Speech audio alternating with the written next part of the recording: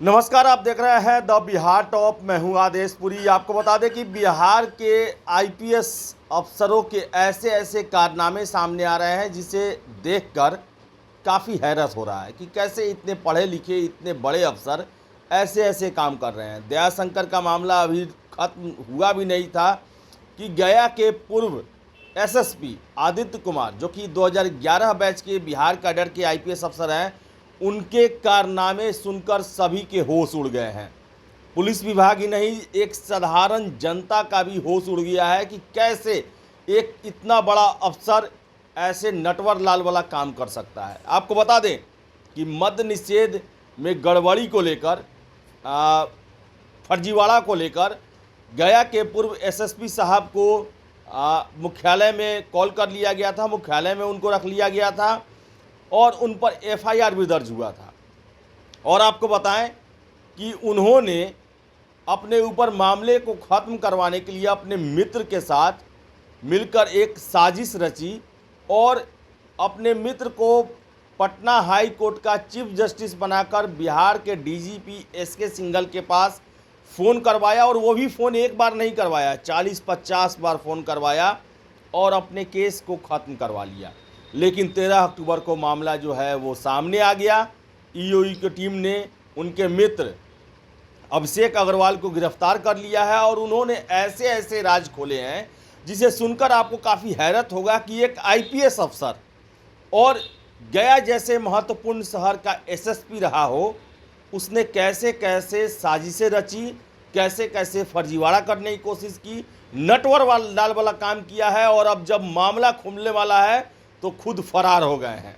एक आईपीएस अफसर, नौजवान आईपीएस अफसर फरार चल रहा है और उनकी गिरफ्तारी के लिए अब पुलिस विभाग जो है वो रणनीति बनाना शुरू कर दी है। पूरा मामला आपको बताते हैं कि कैसे शराबबंदी को लेकर उन्होंने ढुलमुल रवैया अपनाया, तस्करों को सहायता प्रदान की, अपने कनीय अफसरों को उसमें लगाया और उनके ही ज़िले में, उनके ही थाने में उनके खिलाफ एफआईआर हुआ और उन्हें लाइन हाजिर किया गया, यानी मुख्यालय में उनकी पोस्टिंग की गई और उन पर विभागीय कार्रवाई चल रही थी। और इन सब को बचने के लिए उन्होंने कैसे पैतरे को अपनाया, आपको पूरा मामला हम समझाते हैं। बिहार कैडर के आईपीएस आदित्य कुमार ने अपने ऊपर शराबबंदी से संबंधित मुकदमे को ख़त्म करने के लिए अपने दोस्त को पहले हाई कोर्ट का चीफ जस्टिस बना दिया, फिर डीजीपी एसके सिंघल को फ़ोन करवाया। केस खत्म होने के बाद खुफिया इनपुट के मामले का खुलासा हुआ। आर्थिक अपराध इकाई ने आईपीएस आदित्य कुमार सहित उनके दोस्त अभिषेक अग्रवाल हैं, उनके खिलाफ केस दर्ज कर लिया है। आदित्य फरार हैं। अभिषेक अग्रवाल, गौरव राज, शुभम कुमार और राहुल रंजन जायसवाल को गिरफ्तार कर लिया गया है। आपको बताएं कि सितंबर में आदित्य ने अपने व्यवसायी मित्र अभिषेक अग्रवाल के साथ मिलकर प्लान तैयार किया और ये प्लान जो तैयार हुआ वो बोरिंग रोड के बारिस्ता जो रेस्टोरेंट है उसमें ये बैठ कर प्लान तैयार किया गया। साजिश के तहत चीफ जस्टिस के नाम पर डीजीपी को फ़ोन करवाने की योजना बनाई गई। इसके लिए पटना सिटी में मोबाइल सिम बेचने वाले गौरव राज के स्टाफ राहुल कुमार के नाम से सिम कार्ड लिया गया। यह सिम राहुल के नाम पर तो लिया गया, लेकिन उसे बोरिंग रोड में मिस्टर गैजेट नाम की दुकान में मालिक राहुल रंजन जायसवाल तक उनके स्टाफ शुभम के जरिए पहुंचाया गया। राहुल रंजन और अभिषेक जायसवाल दोनों कथित तौर पर दोस्त बताए जा रहे हैं। इसके बाद एक नया मोबाइल खरीदा गया और उसी फ़ोन से डीजीपी को फ़ोन किया जाने लगा। आपको बताएं कि सूत्रों के अनुसार जो जानकारी मिल रही है उसके मुताबिक डीजीपी को चीफ जस्टिस बनकर फ़ोन करने वाले व्यक्ति और डीजीपी के बीच करीब 40 से 50 बार बातचीत सामने आई है। फ़ोन दोनों ओर से किए गए। गंभीर बात यह रही कि डीजीपी को कोई व्यक्ति जज बनकर फ़ोन करता है और डीजीपी भी बात करते रहें। आदित्य पर धारा 420 एवं आईटी एक्ट के तहत केस दर्ज हुआ है। आपको बताएं कि 13 अक्टूबर को यह मामला उच्च स्तर से जांच के लिए ईओयू में भेजा गया था। जांच में पता चला कि आईपीएस आदित्य कुमार ने अपने ऊपर मद्य निषेध से जुड़े एक मामले को ख़त्म कराने के लिए अपने दोस्त अभिषेक अग्रवाल का सहारा लिया। अभिषेक को एक सिम कार्ड दिया गया और उसने डीजीपी को खुद chief justice Patna high court के नाम से फ़ोन किया और आदित्य से संबंधित केस की जानकारी मांगी। डीजीपी और उस नंबर से फ़ोन करने वाले के बीच लगातार बात होने की बात कही जा रही है। इसके बाद आदित्य के खिलाफ केस भी खत्म हो गया।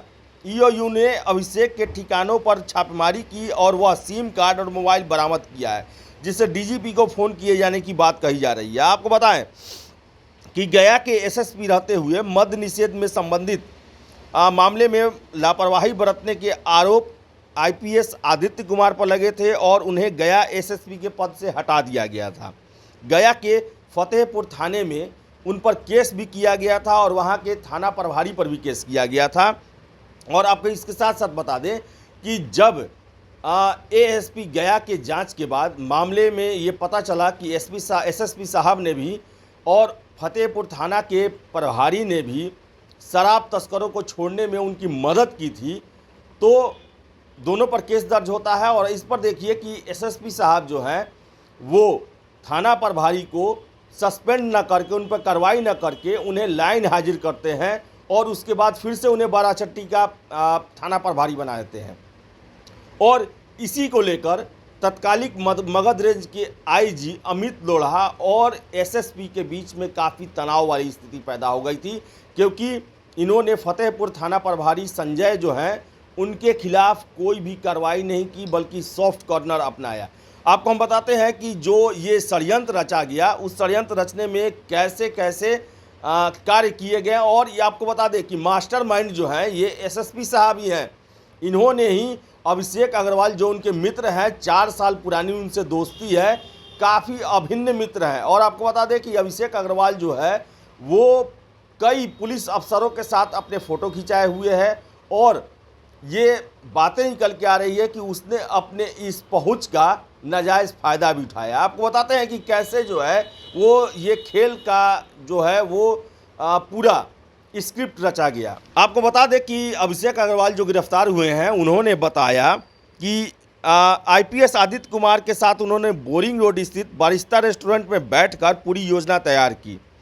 अभिषेक ने यह दावा किया कि वह आईपीएस आदित्य कुमार को पिछले 4 सालों से जानता है और दोनों में काफ़ी गहरी दोस्ती है। इतना ही नहीं, हाल में ही मुख्यालय स्तर से उनके विरुद्ध शराब से संबंधित केस खत्म हो गया, जिसे खत्म कराने में उनकी अहम भूमिका थी। अभिषेक ने यह खुलासा किया कि उसने और आदित्य कुमार ने मिलकर सुनियोजित योजना तैयार की और चीफ जस्टिस का छद्म रूप धारण करके डीजीपी को झांसे देकर उनको अपने प्रभाव में लिया और आदित्य कुमार के हित में प्रशासनिक निर्णय लेने के लिए बाध्य किया। इसने इसी सुनियोजित योजना के तहत चीफ जस्टिस का छद्म रूप धारण कर डीजीपी को नॉर्मल और व्हाट्सएप कॉल किया। वह डीजीपी से पूरे रौब में बात करता था और जिससे डीजीपी को विश्वास हो गया कि अभिषेक चीफ जस्टिस ही हैं। डीजीपी उसे सर कह के संबोधित करने लगे। इस पूरी साजिश को अंजाम देने के क्रम में आईपीएस आदित्य कुमार ने अभिषेक को कई गोपनीय दस्तावेज और रिपोर्ट जो है वो व्हाट्सएप और हार्ड कॉपी में उपलब्ध कराएं। तो आप समझ सकते हैं कि ये है बिहार के आईपीएस अफसर आदित्य कुमार। गया जैसे महत्वपूर्ण जिले का जो कमान जो है काफ़ी समय तक ये संभाले और कैसे एसएसपी रहते हुए इन्होंने शराब तस्करों की मदद की।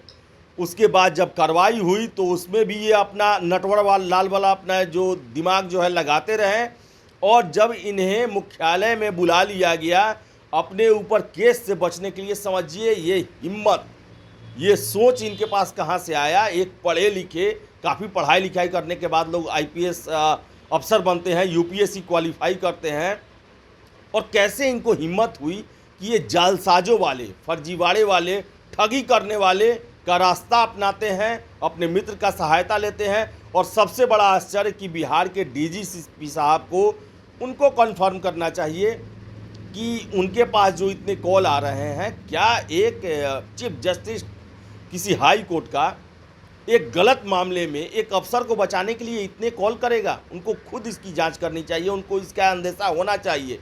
इतना लंबा उनका कैरियर रहा है आईपीएस के रूप में, बिहार पुलिस के अभी वो मुखिया हैं और वो एक जालसाज ठग के जाल में फंसते चले गए और ये देखिए कि उनके ऊपर दबाव में केस भी खत्म कर दिया। तो मामले की जांच चल रही है और पूर्व एसएसपी साहब आईपीएस अधिकारी आदित्य कुमार फरार हैं, चोरों की तरह फरार हैं, जालसाजों की तरह फरार हैं, नटवर लाल की तरह फरार हैं, ठगों की तरह फरार हैं और बिहार पुलिस उनको पकड़ने के लिए रणनीति पर काम करना शुरू कर दी है। बहुत जल्द है, हो सकता है कि वो पकड़े जाएंगे और बाकी जो बातें हैं वो सामने आएगी।